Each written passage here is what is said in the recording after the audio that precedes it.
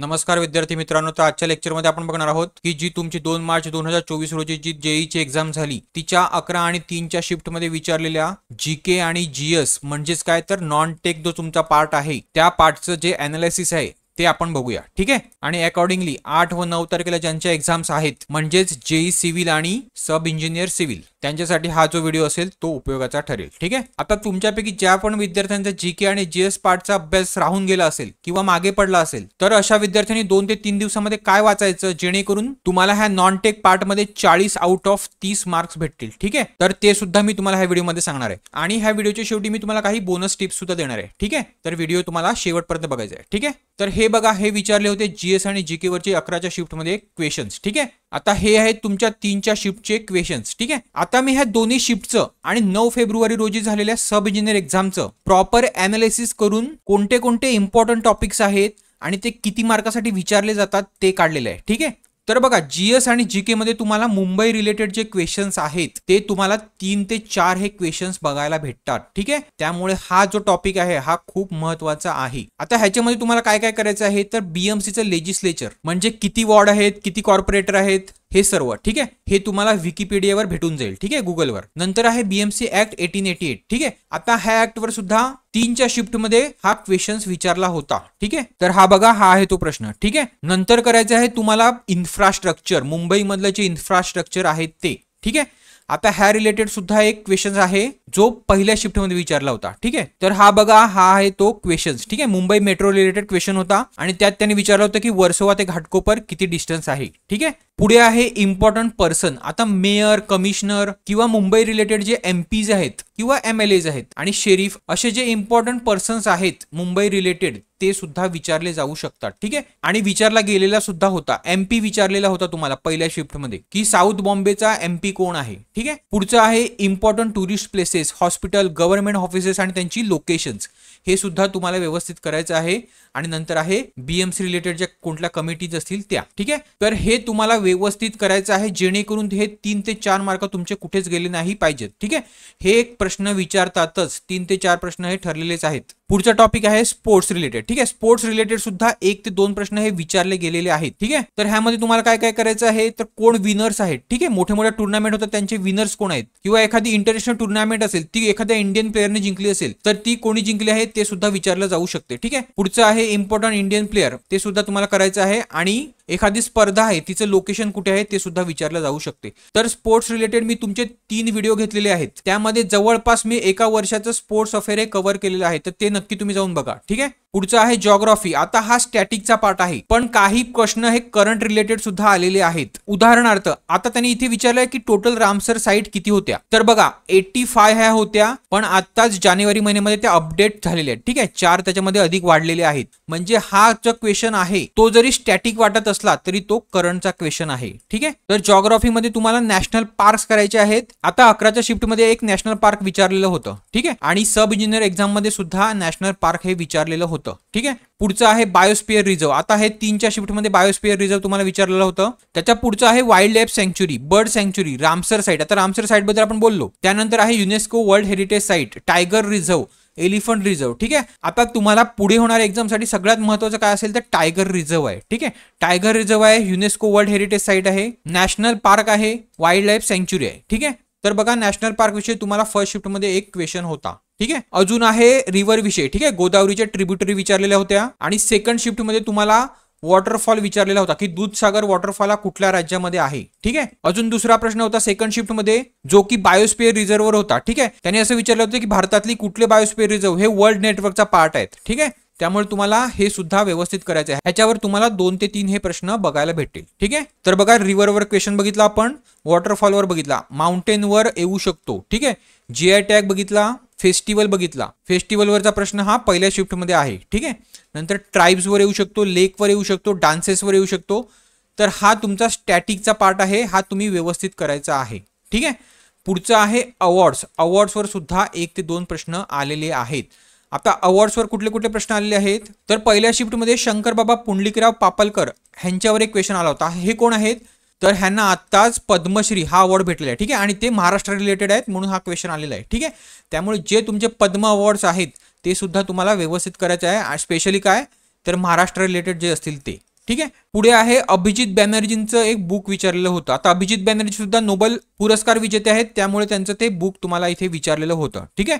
दुसऱ्या शिफ्टमध्ये तुम्हाला विचारलं होतं की भालचंद्र नेमाडेंची कादंबरी कुठली आहे ती विचारलेली होती. ठीक आहे. 4 कादंबऱ्या दिल्या होत्या, त्याच्यामधली त्यांची कादंबरी कुठली आहे ते विचारलं होतं. आता भालचंद्र नेमाडे सुद्धा साहित्य अकॅडमी अवॉर्ड विनर आहेत. ठीक आहे.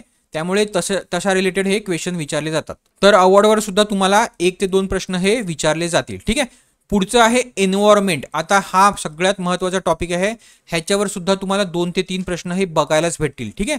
तर एन्व्हायरमेंट रिलेटेड तुम्हाला त्याचे डेज लक्षात ठेवायचे आहेत. ठीक आहे. एन्व्हायरमेंट रिलेटेड जे पण डेज आहेत ते लक्षात ठेवायचे आहेत, त्यांचे तारीख लक्षात ठेवायचे आहेत. त्यानंतर एन्व्हायरमेंट रिलेटेड एखादं कॉन्फरन्स असेल तर ती सुद्धा व्यवस्थित करायची आहे. आता हा जो पार्ट आहे तो टोटल तुमचा करंटचाच पार्ट आहे. ठीक आहे. करंटमध्ये जे होते तेच तुम्हाला करायचं आहे. पुढचा टॉपिक आहे गव्हर्नमेंट स्कीम, त्यावर सुद्धा 1 ते 2 प्रश्न आलेले आहेत. आणि त्या पुढचा टॉपिक आहे international conference space mission Indian origin personal, एखादा न्यूजमध्ये असेल तर त्यावर सुद्धा 1 ते 2 प्रश्न विचारला जाऊ शकतो. आणि पुढचा आहे करंट अफेअर्स. ठीक आहे. तर बघा, हा जर पार्ट सोडला तर बाकीचा जो तुमचा पार्ट आहे तो करंटचाच आहे. ठीक आहे. आता करंटमध्ये सुद्धा त्यांनी कशावर विचारलेलं आहे तर ह्या 3 महिन्यावर विचारले, जानेवारी, फेब्रुवारी आणि डिसेंबर. ठीक आहे. म्हणजे मागील 3 महिन्यावर हे करंट आलेलं आहे. म्हणजे 60 ते 70% क्वेश्चन हे तुमचे करंटवर आहेत आणि ते सुद्धा ह्या 3 महिन्यांवर आहेत. ठीक आहे. तर जर तुम्हाला चांगला स्कोर करायचा असेल तर तुम्हाला ह्या 3 महिन्याचं करंट हे करायचंच आहे. ठीक आहे. तर जर तुम्ही 1 वर्षाचं करंट केलं असेल तर वेल अँड गुड, पण तुमचं जर करंट झालं नसेल तर ह्या 3 महिन्याचं तुम्ही थरली करा. ठीक आहे. हे माझं सजेशन असेल. ते तुम्ही कुठलाही नोट्स यूज करून करू शकता, किंवा जर तुमच्याकडे नोट्स नसतील अवेलेबल तर माझ्या नोट्स तुम्हाला हव्या असतील तर त्या सुद्धा तुम्हाला भेटून जातील. ठीक आहे. कारण बघा, ज्या विद्यार्थ्यांनी माझ्या नोट्स परचेस केल्या आहेत त्यांना त्याचा उपयोग झालेला आहे. ठीक आहे. कारण बघा, माझ्या नोट्समध्ये बऱ्यापैकी क्वेश्चन्स हे विचारलेले आहेत. ठीक आहे. तर ज्यांनी नोट्स घेतले असतील आणि त्यांनी थरली वाचले असतील त्यांना त्याचा फायदा झाला असेल. ठीक आहे. आता हा प्रश्न बघा, हा प्रश्न जसाच्या तसा विचारलेला होता 3च्या शिफ्टमध्ये. ठीक आहे. आणि हा जो प्रश्न आहे त्याच्यामध्ये मी तुम्हाला सांगितलं होतं की रामसर साईट विचारल्या होत्या, त्या टोटल किती आहेत ते विचारलं होतं. पण ह्या क्वेश्चन मध्ये मी काय कव्हर केलं आहे तर ह्यामधली कुठली रामसर साईट ही नाही आहे. ठीक आहे. तर बघा, तुम्हाला क्वेश्चन सुद्धा व्यवस्थित वाचायचं आहे, ज्यांनी माझ्या नोट्स घेतल्या आहेत त्यांनी. समजलं. आता मी इथे काही स्क्रीनशॉट लावलेले आहेत. ठीक आहे. जे प्रश्न विचारले गेले होते. तर जर तुम्हाला हवे असतील तर 3 महिने तुम्हाला 49 मध्ये भेटतील आणि टोटल मार्च पासून फेब्रुवारी पर्यंत तुम्हाला 99 रुपीज मध्ये भेटतील. ठीक आहे. तर तुम्हाला फक्त हा QR कोड स्कॅन करून पेमेंट करायचा आहे आणि तो जो स्क्रीनशॉट असेल तो ह्या नंबरवर पाठवायचा आहे. ठीक आहे. मग मी तुम्हाला ह्या नंबरवरच त्याची PDF पाठवेल. ठीक आहे. पुढे आपण बघूया रिझनिंगचा पार्ट. ठीक आहे. तर रिझनिंग मध्ये काय काय विचारलेलं होतं तर रिझनिंग मध्ये तुम्हाला करायचं आहे सिटिंग अरेंजमेंट. आता सिटिंग अरेंजमेंटवर तुम्हाला जवळपास 2 क्वेश्चन्स आलेले आहेत. आता हे 2 क्वेश्चन्स म्हणजे क्वेश्चन्स नाही, तर ह्या 2 क्वेश्चन मागे अजून सब क्वेश्चन किती विचारलेले असतात ते 3 ते 4 क्वेश्चन ह्याच्यावर आणि 3 ते 4 क्वेश्चन ह्या दुसऱ्या प्रश्नावर. म्हणजे जवळपास तुमचे 7 ते 8 प्रश्न हे इथेच कव्हर होतात. कशावर तर सिटिंग अरेंजमेंटवर. म्हणून तुम्हाला हा जो सिटिंग अरेंजमेंट हा टॉपिक आहे हा व्यवस्थित त्याची प्रॅक्टिस करायची आहे, जेणेकरून तुमचे 7 ते 8 क्वेश्चन्स हे इथेच कव्हर होतील. ठीक आहे. त्यानंतर आहे सिलोजिझम. ठीक आहे.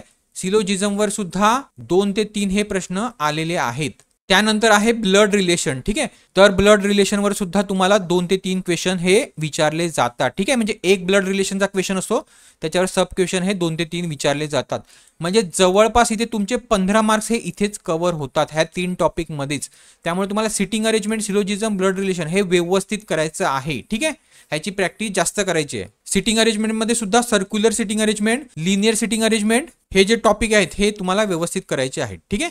कारण रिझनिंग हा असा टॉपिक आहे तो तुमचा वेळ जास्त घेतो. ठीक आहे. त्याच्यामध्ये सुद्धा सिटिंग अरेंजमेंटचा क्वेश्चन आहे तो जास्त वेळ घेतो तुमचा. त्यामुळे जेवढी प्रॅक्टिस कराल तितका तुमचा तो लवकर सॉल्व्ह होईल. ठीक आहे. तर ह्या एक्झाम रिलेटेड बोनस टिप्स तुम्हाला ह्याच असतील की तुम्हाला त्या 3 महिन्याचं डिसेंबर, जानेवारी आणि फेब्रुवारी ह्या 3 महिन्याचं करंट अफेअर जे आहे ते थरली वाचायचं आहे, जेणेकरून तुमचे इथे 10 क्वेश्चन्स हे कन्फर्म बरोबर होतील. ठीक आहे. त्यानंतर आहे मुंबई रिलेटेड तुमचे जे पण क्वेश्चन आहे BMC रिलेटेड ते सुद्धा तुम्हाला करायचे आहेत. 3 ते 4 क्वेश्चन हे कन्फर्म असतात. ठीक आहे. आणि जर वेळ असेल तर स्टॅटिक पार्ट सुद्धा करा. ठीक आहे. स्टॅटिक मध्ये मी जे तुम्हाला मागे सांगितले टॉपिक ते व्यवस्थित करा, जेणेकरून 1 ते 2 मार्क इथे भेटतील. ठीक आहे. असे मिळून तुमचे 15 मार्क हे तुमचे कुठे जाणार नाही जर तुम्ही व्यवस्थित अभ्यास केला तर. ठीक आहे. आणि हे तुमचं 3 दिवसामध्ये इतकं कव्हर होऊ शकते. ठीक आहे. पुढे जो आहे तो रिझनिंगचा पार्ट. ठीक आहे. रिझनिंग मध्ये मी तुम्हाला जे मागे टॉपिक सांगितले सिटिंग अरेंजमेंट, ब्लड रिलेशन आणि सिलोजिझम हे 3 टॉपिक जरी तुम्ही व्यवस्थित केले तरी तुमचे 15 मार्क्स हे कन्फर्म आहेत, कारण बाकीचे जे क्वेश्चन्स असतील ते खूप सोपे आहेत. ठीक आहे, फक्त हेच तुमचे वेळ खाऊ आणि थोडे डिफिकल्ट क्वेश्चन्स आहेत. ठीक आहे, आता तुमच्यासाठी महत्वाची एक टिप. ठीक आहे, आता बघा प्रश्नाच्या खाली तुम्हाला 5 ऑप्शन असतात. ठीक आहे, म्हणजेच काय तर तुमचे बरोबर येण्याची प्रोबॅबिलिटी किती आहे, तर बरोबर येण्याची प्रोबॅबिलिटी आहे तुमची फक्त 20%.